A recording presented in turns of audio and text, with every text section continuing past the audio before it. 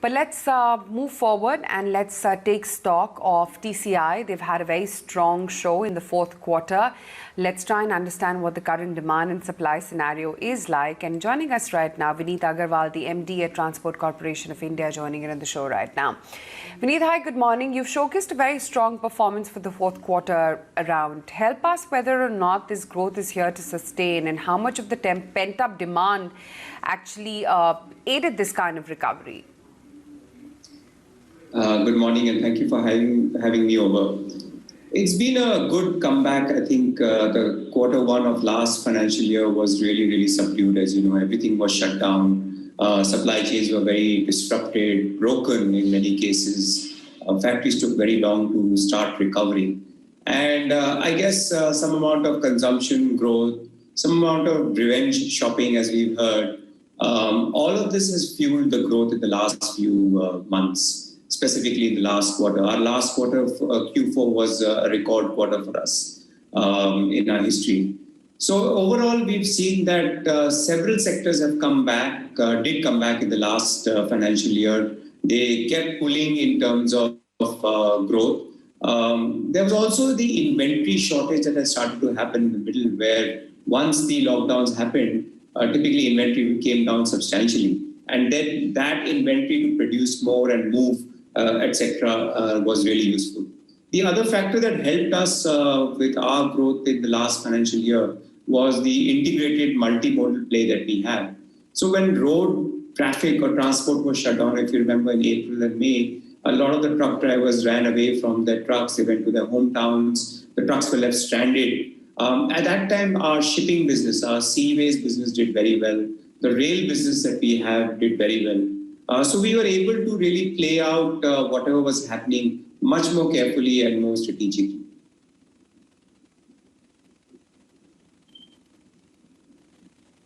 This time around in the second wave, though, are things different, or are you still struggling with all the issues that you just highlighted?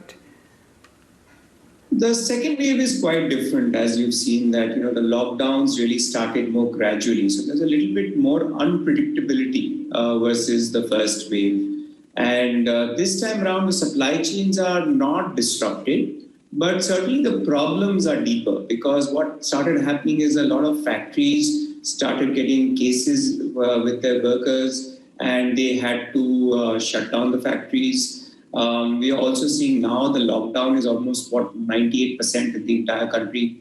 Though this time the transportation, the movement has not been really distinguished between essentials and non-essentials, barring a few large cities. So in general, a lot of the movement is started to happen, but MSMEs have started to struggle. So we are seeing the base that is there in terms of those people who are supplying to the larger companies. We are seeing them struggling. We are seeing that companies that depended on oxygen, for example, are struggling. So definitely the month of May has been much weaker compared to even last year. But April was, of course, much better since we had more or less the entire country was still operational.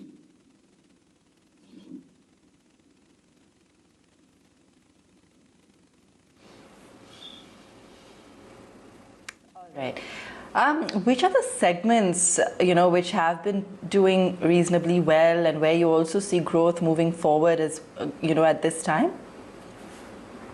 So this time around, definitely the segments that did well last year, specifically our joint venture that we have with Concorde for rail transportation, that grew at 70% over the full year. In the quarter four, our supply chain business grew at 40%. Our seaways business grew at 23%. So all businesses did exceptionally well in the last year. This year onwards, I think we think that some of the growth is going to possibly come back much faster in some areas, but some directly consumer-facing industries might face a little bit more challenges simply because there is a fear that we need to first take care of our health and then we'll do any kind of discretionary spending. So some amount of inventory buildup is being seen, but it's not very large, but possibly that is going to happen. So we do expect this integrated multimodal play that we have using different modes of transport will sort of offset something that's not growing in some areas. We must also note that we also have a large warehousing and a fulfillment business. So things like e-commerce has been going very robustly in the last year as well as now as well. So that should continue as well.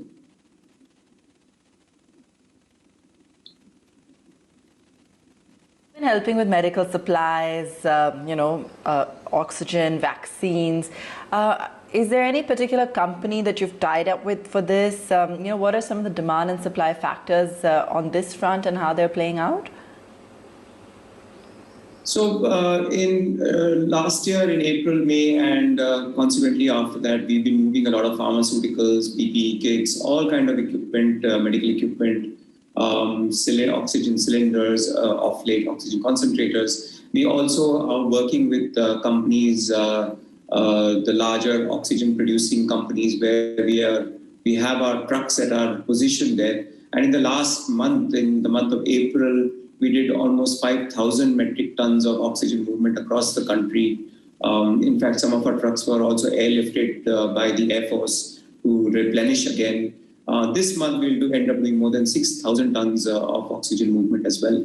This has really been important because it's getting to smaller locations, getting to hospitals. And the idea here is not just the support, but also ensure a proper turnaround time for these trucks. They're all tracked properly. They have the right drivers. They've all been trained. And in terms of vaccine movement, we have a cold chain company as well, TCI cold chain, where we've been moving vaccines for some of the vaccine providers. We also have been moving other medical essentials through the cold chain network also in the last few months.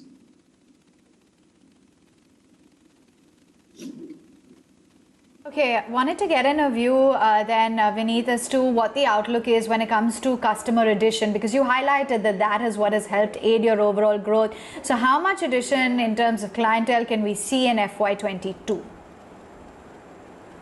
So we are seeing quite a change in terms of how customers are now viewing the logistics. We are seeing that some of them want to outsource a lot more of the logistics because they want to focus on, let's say, manufacturing or merchandising or selling. So they are saying that, take over a lot of our supply chain management. So we have a very strong pipeline. And the change is not just in them handing over a lot of their business, but also their sense that let us now think about multiple modes of transport.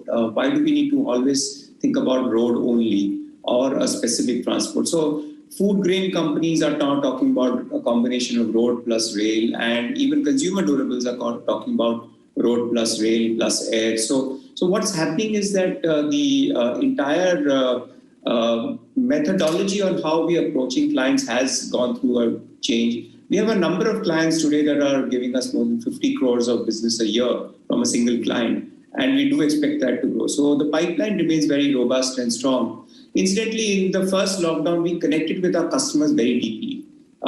In the first month itself, in the month of April and May last year, we made 60,000 phone calls to customers just to ask how they are. And I think this type of deep connect that we have with our customers is really helping.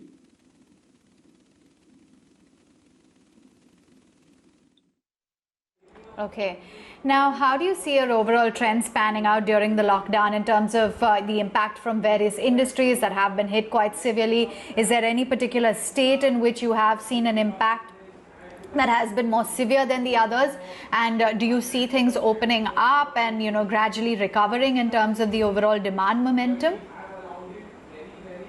Yes, quarter one of this year seems to be a little bit of a tough one, certainly because of the lockdowns right now that are there. Certain states went in for lockdowns much earlier, like Maharashtra, and Maharashtra is one of the largest industrialized states in the country. So clearly there, the impact is much higher. Business has been affected. We've also seen business getting affected with the auto companies since auto sales have been subdued and many auto companies have actually shut their operations. Now they are restarting again. So I think in the next month of June seems to be a little bit better visibility in terms of how they're going to look at their production. So overall supply chains have not been really broken. So they are continuing in, but the quantum and the volume has come down. As I also said, that some amount of inventory buildup has happened as well. So clearly the large industrial states, Haryana, Delhi, Tamil Nadu, Maharashtra. These are the states that have been badly hit. And as they are coming out of lockdowns, we will see that some amount of this growth should start coming back.